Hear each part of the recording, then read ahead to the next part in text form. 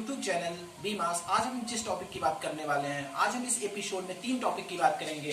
पहला लेंस की क्षमता, power of lens, lens formula, तीसरा आवर्धन मैग्निफिकेशन। लेंस की क्षमता, अगर आप वीडियो की प्रिपरेशन करते हैं, एयरफोर्स की प्रिपरेशन करते हैं, लेखपाल की प्रिपरेशन करते हैं, लोको पायलट की प्रिपरेशन करते हैं या वनडे एग्जाम की प्रिपरेशन करते हैं, तो लेंस की क्षमता पे एक क्वेश्चन या 2 क्वेश्चन आना फिक्स है। हम जानते हैं लेंस की क्षमता क्या होता है। आप अभी तक बस लेंस की क्षमता बराबर ये समझते होंगे कि लेंस की क्षमता का प्रतीक P है, P बराबर 1/f। कुछ अमेजिंग फैक्ट, ऐसी चीजें जो आपको नहीं पता है वो मैं बताने वाला हूँ। वो लेंस की क्षमता में पहला कि लेंस की क्षमता क्या होता है।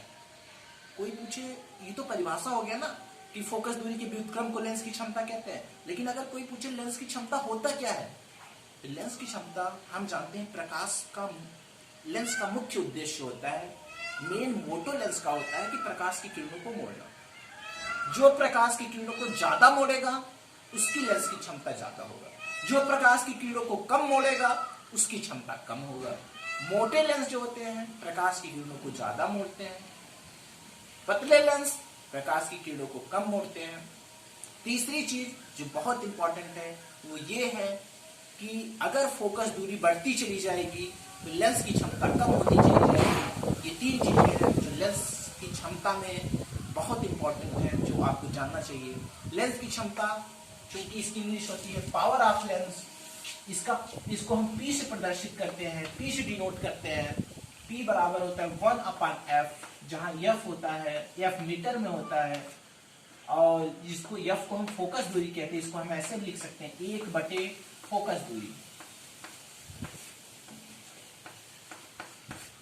अगर आपने लेंस की क्षमता से रिलेटेड सारी चीजें सीख ली, लेंस की क्षमता अगर हमें परिभाषा देना है, हम बताएंगे फोकस दूरी के व्युत्क्रम को लेंस की क्षमता कहते हैं, पहली चीज। दूसरा, कोई पूछेगा कि लेंस का प्रतीक क्या होगा, किसी एग्जाम में पूछेगा, लेंस की क्षमता का प्रतीक P होता है। तीसरा क्वेश्चन मोस्ट इंपॉर्टेंट, लेंस की क्षमता का SI यूनिट क्या होता है, SI मात्रक क्या होता है। SI यूनिट और SI मात्रक होता है डायोप्टर।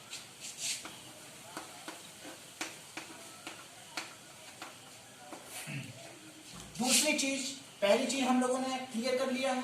दूसरी चीज लेंस सूत्र क्या होता है। अभी तक हमने दर्पण का फार्मूला पढ़ा। दर्पण का फार्मूला होता है 1/f equal to 1/v plus 1/u। लेकिन अगर पूछेगा लेंस सूत्र, लेंस फार्मूला होता है 1/f equal to 1/v minus 1/u। नियम सारे वही रहेंगे, चिन्ह परिपाटी का सारा नियम वही रहता है। अगर वस्तुएं बाएं तरफ है तो ऋणात्मक, दाएं तरफ है तो धनात्मक।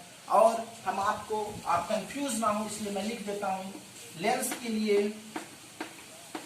दर्पण के लिए फार्मूला, लेंस का फार्मूला होता है, पहले हम दर्पण का हमें पता था तो मैंने लिख दिया दर्पण 1/f equal to 1/v plus 1/u।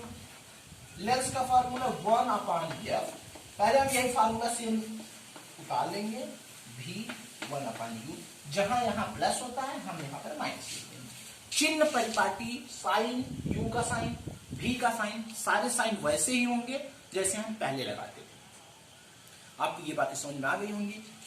तीसरी जो मोस्ट इंपॉर्टेंट है, आवर्धन मैग्निफिकेशन। आवर्धन क्या होता है कि वस्तु की लंबाई, प्रतिबिंब की लंबाई या image length of, ratio of length of image and length of object is known as magnification.